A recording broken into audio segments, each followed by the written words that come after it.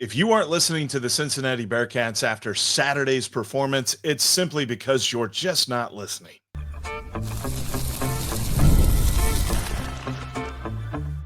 You are Locked On Bearcats, your daily podcast on the Cincinnati Bearcats, part of the Locked On Podcast Network, your team every day.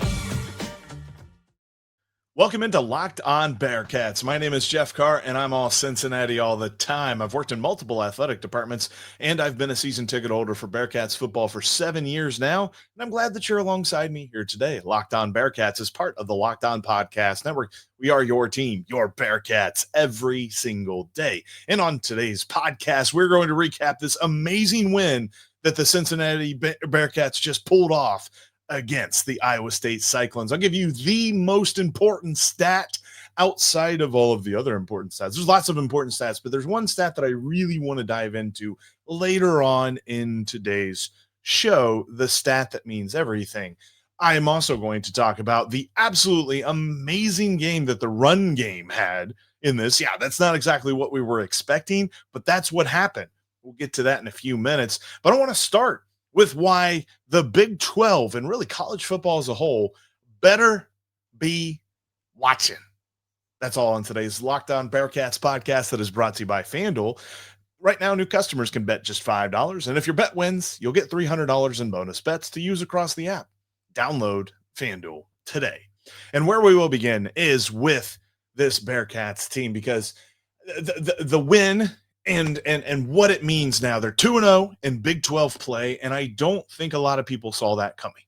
In fact, I would count myself among them because I wasn't sure what to expect from this team coming into the year. I had hope. I'd hope that guys were going to take a step forward. I had hope that, some of the talent was really going to gel together well, and I still think that there's plenty of areas where they can get better in, but they are working. The vibe around Nippert Stadium on Saturday was very comparable to 2021. I'm not saying that's the same thing. Obviously, they went undefeated that year. They can't go undefeated this year. They've already lost one.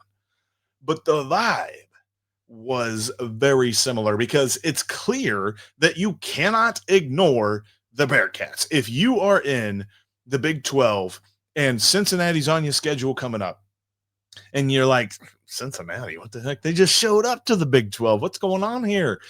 Ask Kansas and Iowa State.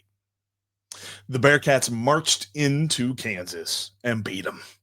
And Iowa State came in ranked 14th in the country. And albeit FanDuel had the Bearcats favored by 1.5 points, but that's a speculative favor because usually a home team is favored by 3 or more. That you kind of get 3 points by being the home team when it comes to sports wagering and point spreads and things like that. So really, they thought that this game could go either way.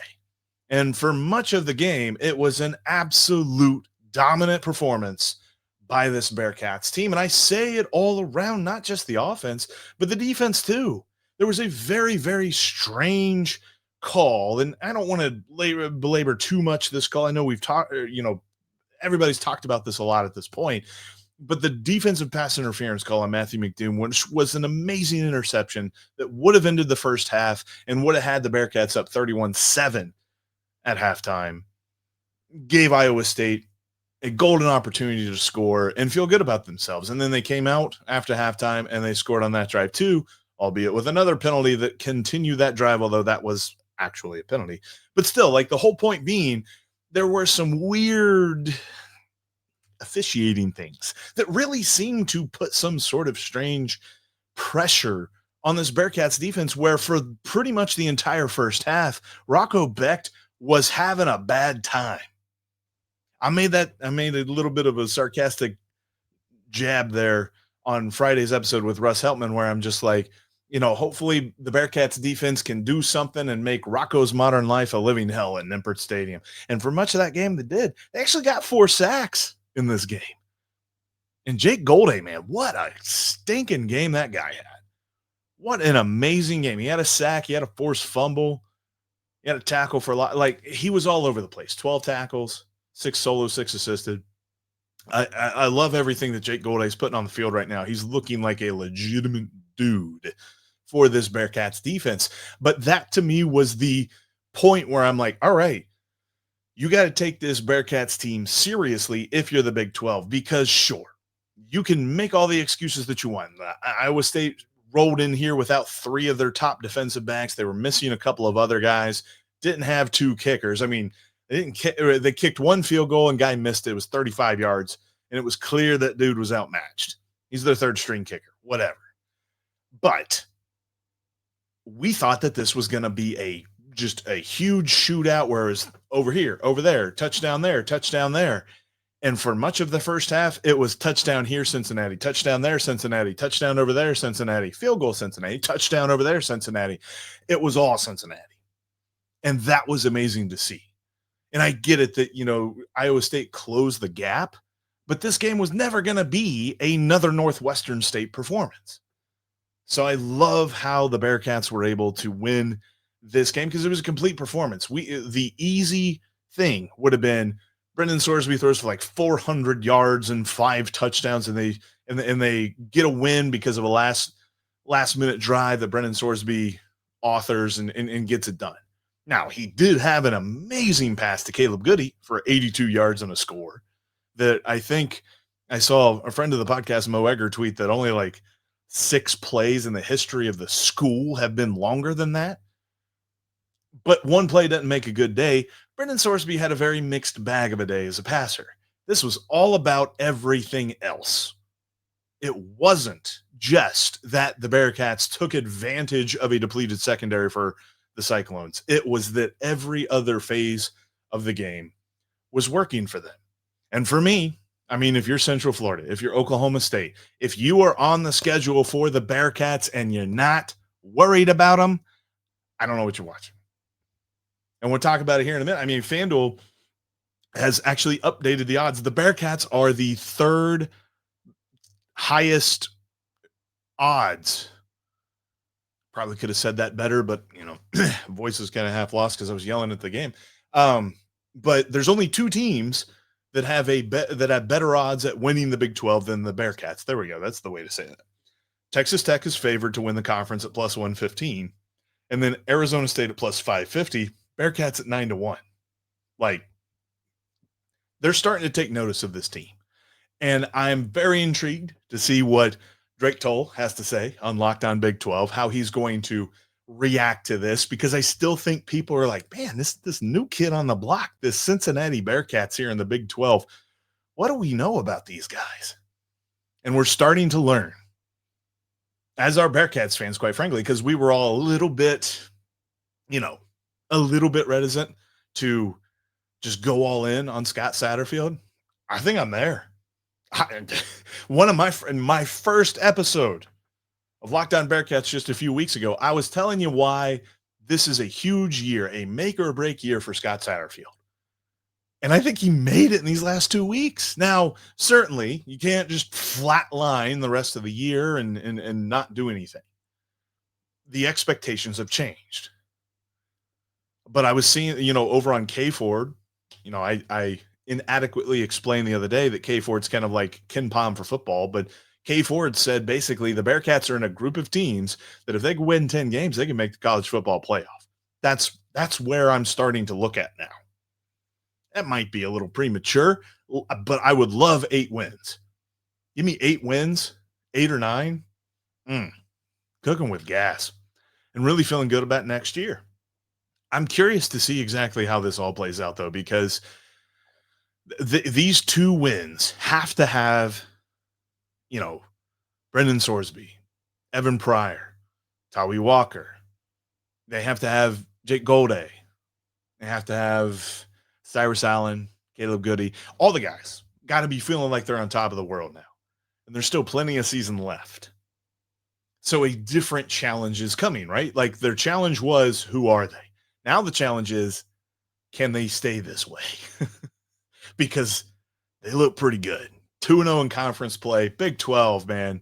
You can't not pay attention to the Bearcats any longer. And probably the biggest reason for it on Saturday was the run game. It was led by 2 great running back performances, a couple of great runs by Brendan Sorsby, but mostly just a dominant offensive line. Today's Locked On Bearcats is brought to you in part by Peloton. Peloton is shaping the future of fitness with their brand new Peloton Cross Training Tread Plus, and it's powered by Peloton IQ. It's their most advanced equipment yet. It's designed to give you real-time guidance and endless ways to move, whether you're running, lifting, or you're cross-training with your favorite instructors. This is training reimagined. Peloton is built for breakthroughs with tools that help you plan, stay motivated, and reach peak performance. I love how Peloton IQ systems offer real-time strength coaching. It actually tracks your reps, suggests the right weights, and corrects your form. So let yourself run, lift, flex, and push forward. Explore the new Peloton Cross Training Tread Plus today at onepeloton.com. Thank you for making Locked On Bearcats part of your day. I invite you to make it part of your everyday routine. Please hit that subscribe button, leave a comment here on YouTube, and hit a like button here for us. That'll help grow the community so more Bearcats fans can find us, because I love talking Bearcats football, basketball, and athletics in general with you. All right, so look, Saturday was a huge statement. And as much as we really thought it was going to be because Brendan Sorsby dissects a just depleted secondary for Iowa State, it wasn't. I mean, he was fine, but he wasn't amazing. It was the run game. And quite frankly, it was the boring run game. The just like hike the ball, hand it off, run it straight at him run game. Because the offensive line was eaten, dude. They were eaten. There was absolutely, I mean, look, there were a couple of penalties late in the game, and this was at a point where it seemed like if the Bearcats were doing something good, the refs were going to stop it. Outside of that, this offensive line had a perfect day. You almost hate to say that because it's like, man, nothing's perfect in this world, but this Bearcats offensive line, let me tell you. There were so many plays, and I would love to see the report on, the advanced numbers and things like that, because I think like average like rushing yards before being hit, right? I can't think of the term for that right now, and I've been trying to think of it for a minute, and I can't think of the term, but when the running back gets the ball, the very first guy to hit him, how far downfield does that happen? It felt like it was like 5 or 6 yards. And quite frankly, they averaged 7 yards a carry. So, I mean, I think they were breaking more tackles than that. So maybe the average depth of carry, maybe that's the stat. I can't think of it. Maybe the average thing altogether was 3 to 4 yards, but it felt like there were so many carries that Tawee Walker or Evan Pryor got the ball, and they weren't touched until they at least got 6 yards. And by that time, you got a full head of steam. And I defy most defenders to tackle a running back that has that much just potential energy behind him. It was a phenomenal performance by both guys. I mean, Evan Pryor, he had a nice game against Kansas. It's just that with the nature of that game, you couldn't quite run the ball as much as you wanted to get him the ball more to see if he could just go off. But he went off against Iowa State, averaged 11 yards a carry, got 2 scores. And you can see like multiple different, I can close my eyes and see multiple different plays where he's running through defenders and he's running around defenders and he's making guys look foolish, and he's got great blocking, setting it all up. I called it the Evan Pryor game on Twitter at Locked On Bearcats, all one word. But honestly, Tawee Walker was the guy that got the headline because of how he absolutely, unequivocally ran over the linebacker Carson Willick for Iowa State. I had to look up that guy's name, and I was looking at my notes here. Number 14, Carson Willick for Iowa State. That dude, he came back to life after that play. He got absolutely destroyed by Tawee Walker. And if you haven't seen the clip, I'm sure you could easily Google Tawee Walker's name, and the clip will pull up, because there's a great shot from the opposite side, the opposite end zone as he's coming that way. And the linebacker like gets into position to tackle him. And Tawee Walker does the best real life version of a truck stick I've ever seen. Absolutely destroys him and keeps on going as though he wasn't even slowed by the presence of Carson Willick for Iowa State. That was beautiful. So he's grabbing the attention. Evan Pryor did the damage, and there were a couple of great runs from Brendan Sorsby as well. I know that whatever the sponsorship is there at the stadium, the play of the game for some sponsor was Brendan Sorsby's 20-yard scamper for a touchdown, which was a great read option play where he faked the read and he had about 20 yards of just daylight to run to the end zone. Iowa State was completely baffled. They thought that Evan Pryor got the ball. Brendan Sorsby ran the other way. Nobody touched him. It was just a brilliant day all around for this offensive line. And there were a couple of plays. I thought it was intriguing too. Like they would run these gadget plays and they really wouldn't go anywhere. And I was just like, honestly, you don't have to be cute. If you've been watching what they've been doing against Iowa State, you line up, you run the ball right at them, whether it be out of the pistol or the shotgun, and you are seeing amazing results. There were so many different plays where it wasn't even that they had like the biggest hole in the world on some of these plays. Sometimes they were getting hit, but they were breaking tackles. They were just shedding them like crazy. This was a phenomenal game for both running backs, Evan Pryor and Tawee Walker. It really looked legitimately like UC's got two guys, not one, but two guys that any opposing defense has to account for. You cannot play. You can't walk into Nippert, and you can't watch the Bearcats walk into your house and say, we got to stop Brendan Sorsby. We do that, we're done. Because you got these two guys you got to worry about too. It was a phenomenal day for both guys. And I got to go back to the offensive line, though, of this, because now I think it's clear they deserve another Big 12 offensive line of the week, and that'll be 3 times already in 6 weeks that they get that award. And one of those weeks was a bye week. So 3 out of 5, really. 3 out of 5 that they were participating. It's amazing to see what these guys are putting forward. Just absolute power. And I'm very curious to see because, again, Iowa State did have a depleted secondary. Their front seven wasn't super impressive, like statistically coming into the game. So what happens when they play other teams, in the Big 12, especially later on in the year? They face BYU, they face TCU. What are they going to do against those guys? And it's late in the year, might have some injuries by that point because they're looking so good right now. I have a hard time, and I've taken a new stance on the Bearcats because of the offensive line. And I think that this is a general thought in football as a whole. Like, if you've got a really good offensive line, everything else is elevated.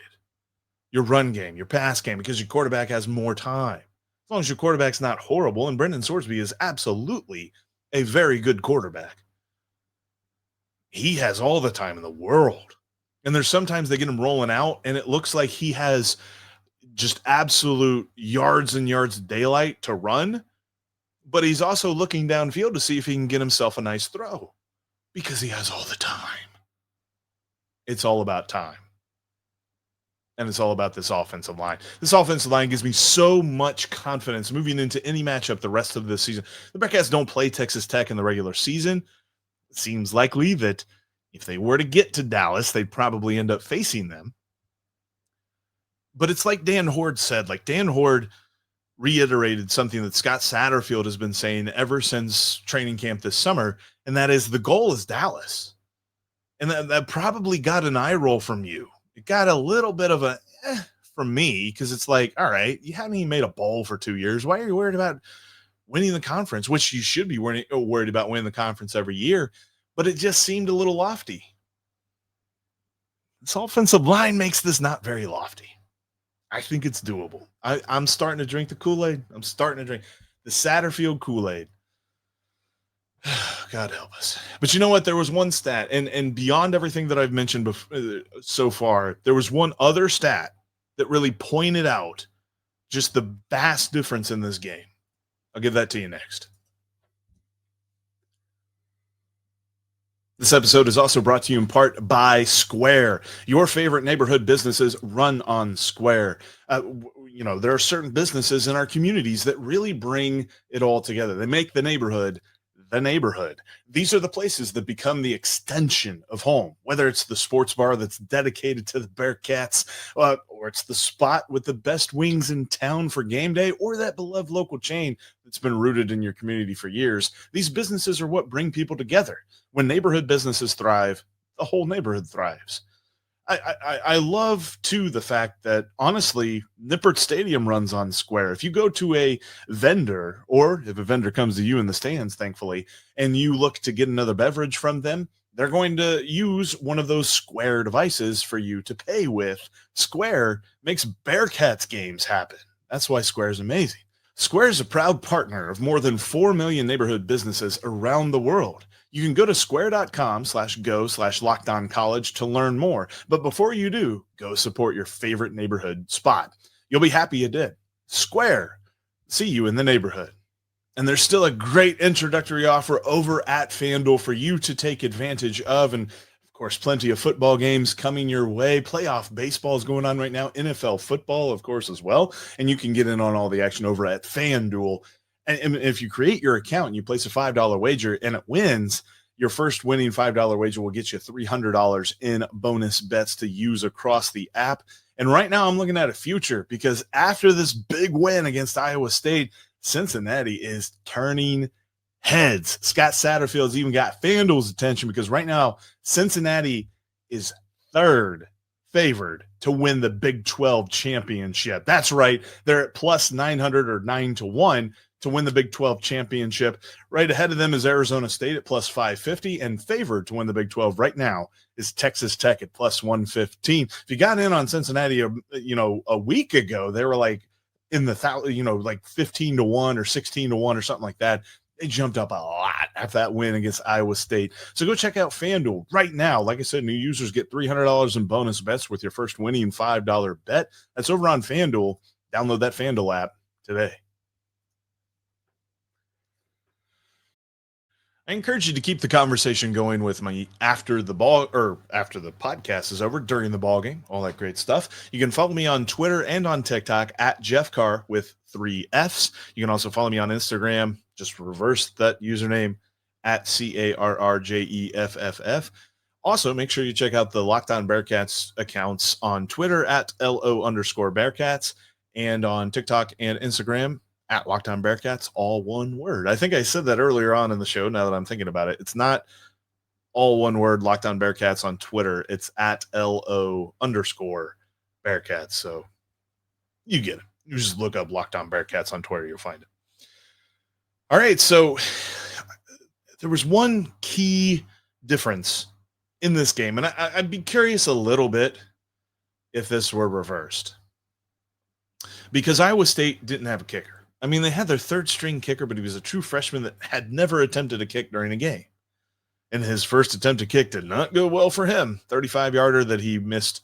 He was on the right hash mark, and he missed it wide right.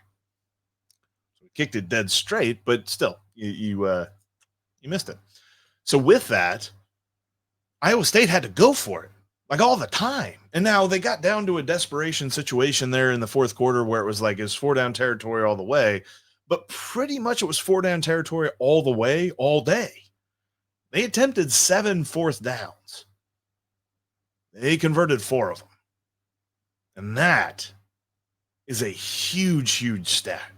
Because I think you got to give the Bearcats defense a lot of credit on that. That is not a situation where the Bearcats are facing a depleted something or other. They're facing Rocco Becht, one of the most experienced quarterbacks in the country. And he didn't have anybody that was really hurt on offense. Like, going back and checking the injury report, I think they were pretty healthy on offense. So it's not as if he was throwing to guys that were very inexperienced. Like, this was a good offense coming into the game. And so it was on Tyson Veit and this defense to figure out how to shut him down.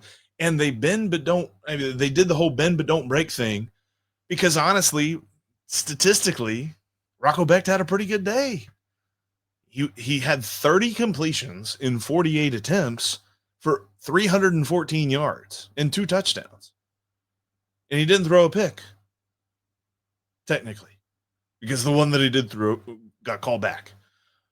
But that was a pretty good day. Like if you were just reading the box score and you look at Rocco Beck's day, you're like, how did they lose? It's because this defense, when it needed to, anytime Iowa State got close to that red zone, man, they clamped down. And they did a fantastic job at it. I go back to, the day that Jake Golday had. Jake Golday was absolutely on fire. 12 total tackles on the day. Christian Harrison had a huge day. 7 solo tackles, 3 assisted for, 10 total tackles.